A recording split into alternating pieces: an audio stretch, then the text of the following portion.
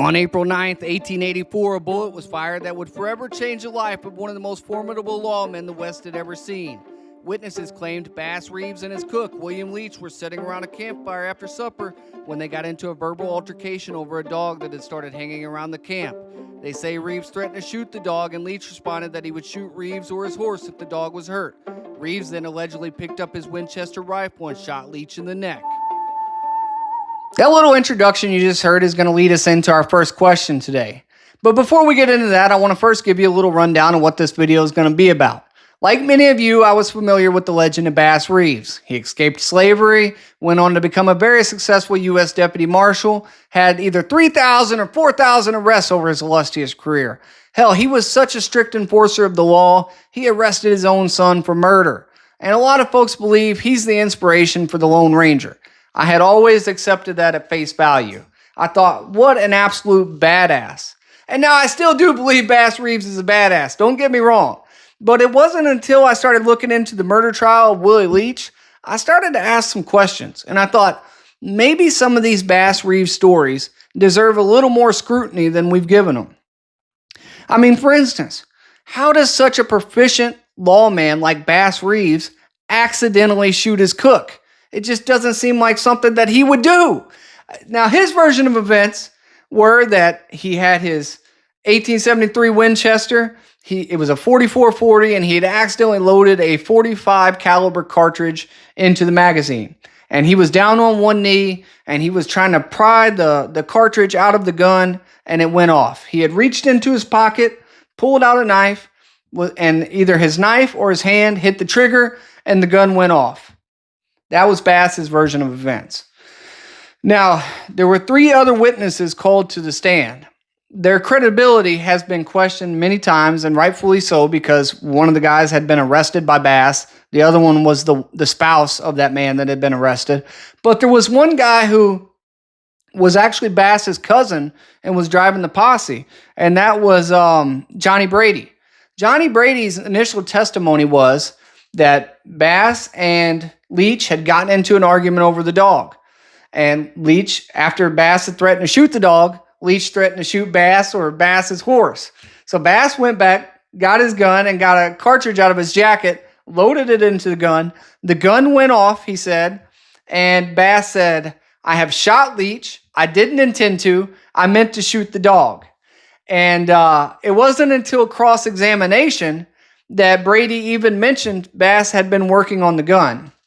Now, we don't know what the defense asked Brady on cross-examination. That is not included in Art Burton's great book, Black Gun, Silver Star, which I do want to say is a phenomenal resource for everything Bass Reeves. I mean, it is without a doubt the definitive piece of literature on Bass. But that part is missing, and I've even went and requested the file jacket to see if I can do some digging and find out if it's in there, what the defense asked. I haven't gotten a response on that. In any case, upon cross-examination, Brady did say Bass had been working on the gun, and he did say he thought it was an accident, and he said that Willie Leach thought it was an accident, according to him. So take that for what you will. But the next witness, Mary Grayson, who a lot of people, question her credibility, she was there at camp because her husband, Jim Grayson, had been arrested by Bass, and he had turned ill. So they had sent for her to come and care for her husband. So it was her and her 2 kids that came along. And by the time she got there, Jim wasn't sick anymore. So she was hanging out around the fire with Bass and Willie Leach and all them. And she said Bass was laying down on his jacket when they got into a little argument over the dog. Bass got up, loaded his gun, cocked it, had his finger on the trigger, and shot Willie Leach. That was her version of events. Now, on cross-examination, she did say Bass had been working on the gun. She didn't say Bass had been working on the gun at the time of the shooting. She just said Bass had been working on. It appeared that there was a cartridge stuck in the gun. So I'll get into kind of what I think could be going on there here in a minute. Next is her husband, Jim Grayson. This is the man who, when the shooting happened, Bass sent him to go find a doctor. He rode all night. He couldn't find a doctor. He came back at sunup. In any case, his version of events were that Bass and Willie didn't exactly get along, that they had gotten into an argument. He said Bass didn't like Willie's cooking. It didn't suit him. And, take that for what you will. I don't know if that could be baloney. In any case, he said that there was a little altercation right there, and Bass got the gun, and he turned, and he shot Willie Leach at such a close range, it burned Willie's face. He did, after cross-examination, he did kind of mention that, like everyone else, Bass had been working on the gun. Now, Bass had a very high-powered legal team. He, in fact, up until the time of going to prison or going to jail, whatever you want to call it, for this murder, Bass had been one of the highest paid deputy marshals in the territory. He was making between $3,000 or $4,000 a year, which is probably over $100,000 today if you adjust it for inflation. But because of this trial and because of all the legal fees, Bass ended up selling his house, selling his land, wiping out his savings. I mean, he didn't have hardly a penny to his name after this. But what that did was it afforded him to buy a very high-powered legal team. And that defense, it did its job, because if, hypothetically speaking, I'm not saying Bass shot Willie Leach. I'm not here to answer these questions today. I'm just here to put them out there, to ask them.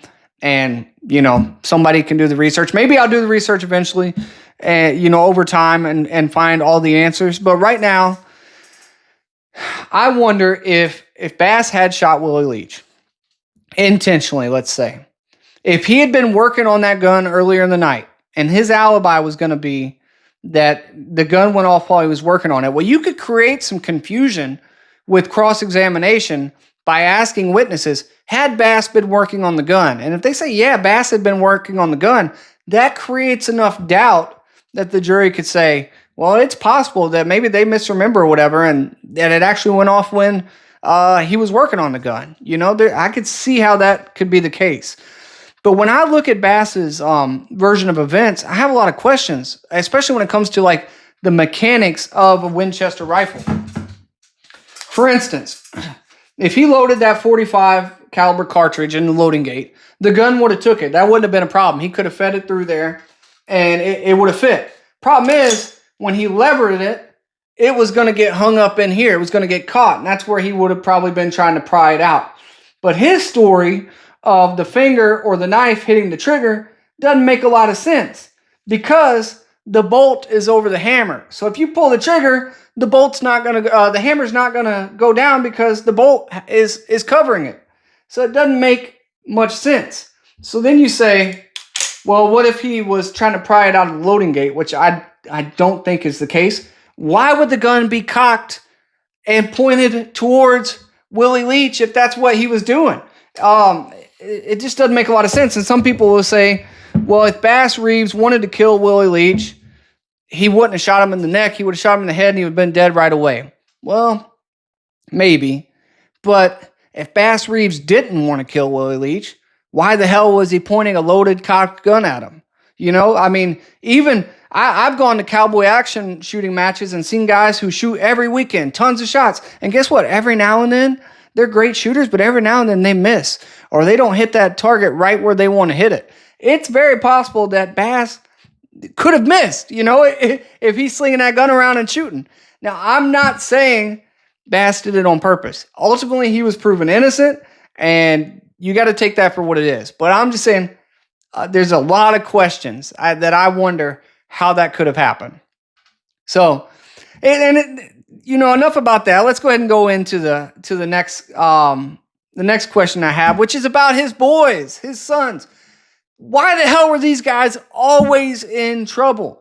I mean, they had such a great father to look up to, one of the most respected lawmen in the territory, and time again, his sons were getting in trouble for violent crimes. And we all know the story about Benny, but even his son Newland, who was working for Judge Parker, which Judge Parker, by the way, it's worth noting, was the man that hired Bass Reeves as U.S. Deputy Marshal. He was the judge in overseeing the murder trial of Bass Reeves, and they were very friendly. They were, Bass and Judge Parker were known to be friends. The family was known to be very friendly with Judge Parker, and to the point that Newland Reeves was working for Judge Parker. And at one day when the family was gone, Newland allegedly, according to newspaper documents that I've seen, assaulted their female cook. He was arrested and charged with assault, and it just is a terrible thing when you really look into the details. Now, 1800s era newspapers, there's not a lot of fact checking, so you got to take that with a grain of salt because you really don't know if that's actually what happened. Uh, Edgar Reeves, noted in this book right here, cut his girlfriend's throat during a violent altercation. Now, there's no information about, did she die? Was it just a minor cut? Like what? I mean, there is no minor cut to the throat, but was he held accountable for this at all? Not in there. Benny Reeves, a lot of us know the story of Benny Reeves. That's the son that Bass ended up arresting. He was, by all accounts, a hardworking young man. He was away from home a lot. He had came home and found his wife with another man. Initially, he forgave her. He wanted to make it work. Well, he was very close with his father. So he went to Bass one day and he said, what would you do about this? And Bass said, I would have shot that man deader than hell, and I would have beat the ever-living God out of that woman. Now, in hindsight, had Bass do what Benny would ultimately end up doing, probably regretted those words. But in any case, Benny shot and killed his wife. Now, there's different version of events. Some say that he, found her cheating on him again. Others say that she was at her cousin's house. Benny went to the cousin's house, confronted his wife to ask if she was still seeing this man. She said she did. She cared more about this man than she did her husband. Benny saw red. He saw his family slipping away from him, and he shot and killed her. And there are reports that he fled, and Bass got the warrant and tracked his son down, and all these different things. And a lot of people think that's Bass being so strict to the law and so loyal to the law. But I also think there's probably an aspect that Bass knew if another marshal took that writ and tracked his son down, there was a chance things could go sideways and his son could end up dead. So it made sense for Bass to be that guy because he could be the one that could most likely bring his son in safely. And he did. And his son got a life sentence to Leavenworth, which we'll talk more about shortly.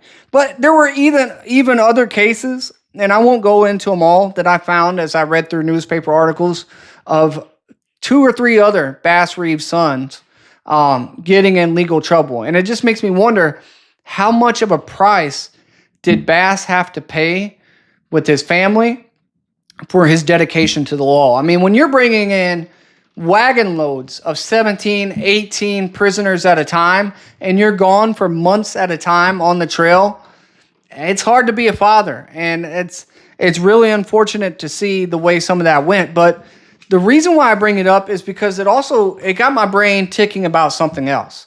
And that was, were the Reeves given special treatment due to Bass's reputation as a highly successful U.S. deputy marshal? And I asked that question because we know what happened with Bass and the trial and the inconsistencies that we talked about with the mechanics of the rifle and the witness testimony and things of that nature. With Judge Parker overseeing that trial, you have to wonder, could he have had some sway with the jury there? Could Bass's reputation have bought him some grace too? Which, Bass deserves a little grace for everything he's done, I'm sure. Then you have Benny Reeves, who had gotten a life sentence and sent to Leavenworth. As I went through and I looked at documents, I saw, he was pardoned early. I don't remember the exact number of years that he spent, but I want to say it was about 11. And when I looked at the correspondence, there was a lot of talk about, Benny's a good boy. He outside of this one instance, he's never gotten in any trouble. And his father has done so much great work as a U.S. Deputy Marshal. The family would be so grateful if you would, grant him his release. And so ultimately his release was granted, good behavior. And you just have to wonder how much Bass's reputation played into that, because even Newland was released early, a couple years early at least, from his prison sentence. So it made me wonder if Bass's reputation was that it kind of afforded his family to catch a lot of breaks legally, where they could have spent a lot more time in prison than they ultimately did. I don't know. That's just something that has crossed my mind. Now, that's the heavy stuff. I warned you guys it would get lighter. The next one is, how the hell do you arrest your own preacher over booze, Bass? The story goes that Bass Reeves arrested the man that baptized him when he caught him selling booze. And the issue that I kind of took with it, look, Bass would arrest anybody, man. He didn't give a damn.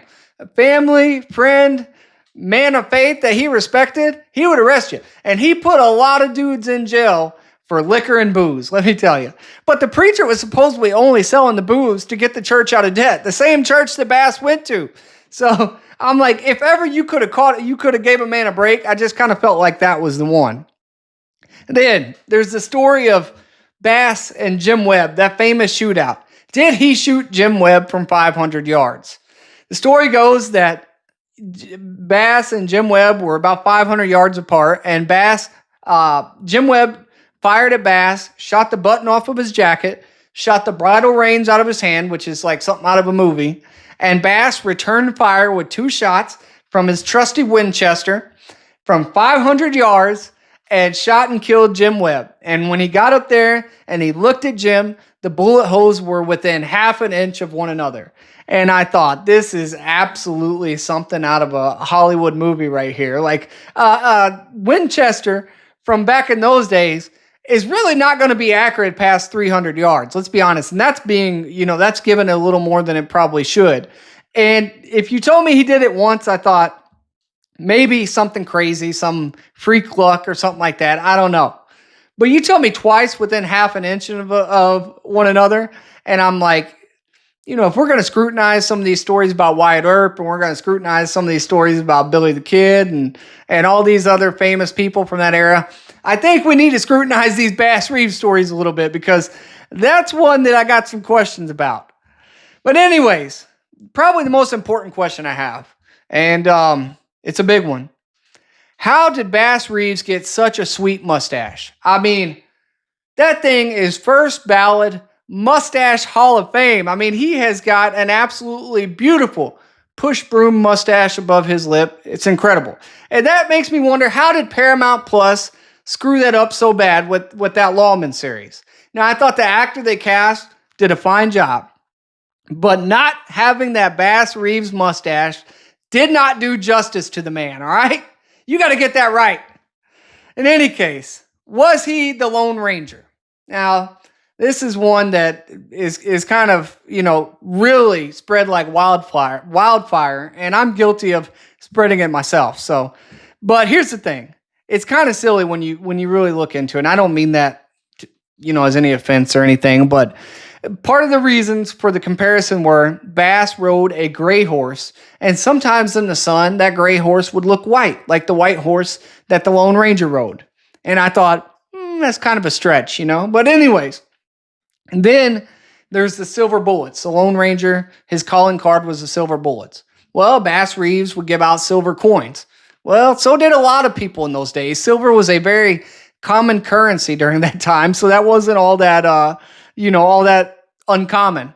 And then there is, he would have a native posseman with him, and so would a lot of other deputy marshals and marshals from back in those days. It was not uncommon for them to hire a native onto their posse. So when you really look at these things, you could pick a lot of different people from that time period and make these conclusions and say, well, if this and this equal this, he could have been the Lone Ranger. I personally think, and I don't mean this any offense, I think that Lone Ranger claim was put in the very first chapter of that book to sell books and to capture the reader's imagination and say, wow, I never knew this. This guy was a Lone Ranger. And hey, there's nothing wrong with that. I'm not hating on it, but I'm just saying it's gotten a little wild that everybody has just like accepted that without kind of questioning some of the reasoning there. I think more than likely when you look at the correspondence from the guy that created the Lone Ranger, he was probably inspired from Zorro and Tom Mix and a couple people like that. A different collection of people and personalities the Lone Ranger is inspired by. But it makes for fun content, doesn't it? In any case, these are some of the questions I've been asking as I've dove into Bass Reeves, and I hope over the next few months I'll be able to answer all of them with some more clarity, and maybe I'll do a follow-up video. Let me know what you think. Do you think Bass was the Lone Ranger? Do you think he shot Jim Webb at 500 yards? Do you believe his story about the Winchester going off while he was prying out the bullet? I really am curious. And if you enjoyed this, please give me a like, please subscribe, and I look forward to seeing all you guys next time.